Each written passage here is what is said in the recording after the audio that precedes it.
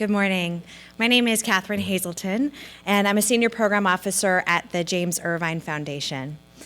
The Irvine Foundation believes that a healthy democracy relies upon effective, accountable governing systems and broad civic engagement. To that end, in early 2011, we conducted a field scan to learn about opportunities to improve voter participation and help run elections more effectively in California. We talked with legislators and staff, county registrars, academics, and advocates across the spectrum, and learned a couple of things. First, there wasn't a clear reform agenda for the field of elections in California. Instead, what we heard a number of times was the idea that California is in pretty solid shape when it comes to elections and that major improvements aren't needed. And the fact is, by many measures, we are in pretty good shape. The long lines that we see in other states, we don't typically see here in California on Election Day. But by other measures, we could use some help.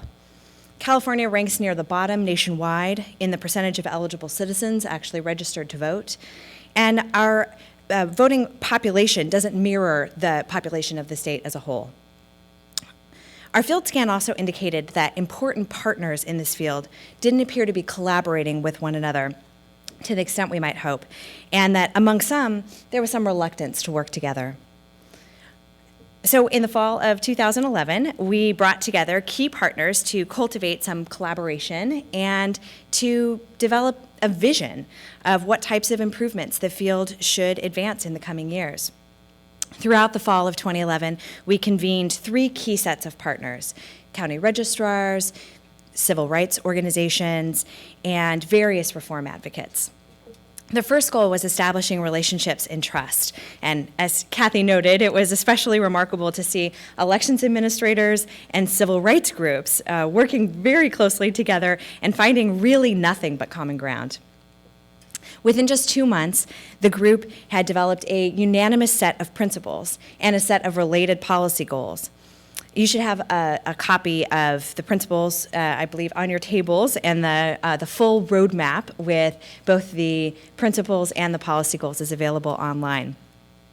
They developed this to serve as a vision and as a roadmap for the future of California elections. Well, that was supposed to be the end of the project, but everyone was getting along so well that we decided to continue on for a bit longer and spend the next year, 2012, working to advance some of the goals within the roadmap. Each FOS member brought their unique expertise, constituencies, and skills to bear. Some groups understood the needs of specific populations of voters, including youth and language communities. Others understood the best practices and standards for shaping strong elections, such as transparency and security. The registrars, of course, contributed essential insight into how various efforts would be administered on the ground. I'm so pleased to report that by the end of 2012, the collaborative efforts of FOS members had contributed to and resulted in passage of a bill allowing voters to register up to and including Election Day, strengthening the National Voter Registration Act, or Motor Voter Law, many improvements to the state voter guide, effective and broad implementation of online voter registration, and progress on recommendations to advance voting technologies and systems in California, all of which you'll hear more about today. By our assessment, 2012 was a pretty great year for elections in California, with progress on many fronts. With considerable momentum, the group decided to launch as an ongoing project for the foreseeable future, and that's why we're here today. Doug Chapin, who you may know previously directed the elections initiative at the Pew Center on the States. Doug is standing right there in the back of the room. He will be guiding the FOS project, and FOS members will continue to be the heart and the labor force of the effort. Building on conversations like this one that we're having today, FOS members will continue to prioritize together a set of projects to advance each year that may include policy development, implementation efforts, and research. In the coming years, FOS seeks primarily to serve the following goals. 1, to provide consensus-based priorities for the field, or a vision, if you will. 2, to help develop consensus-driven policy ideas that serve voters, respect taxpayers, and are feasible to implement. 3, to serve as a sounding board for policymakers and election administrators. And 4, to produce reports and other resources that can be helpful to the entire elections community in contemplating and crafting reform. As we turn to our agenda for today, I want to recognize Cathy Fung and Megumi Kamanaga and the whole team at California Common Cause who organized this conference on behalf of FOST members. You'll note that they've planned a very exciting day that will provide us the opportunity to learn about a wide range of elections-related topics.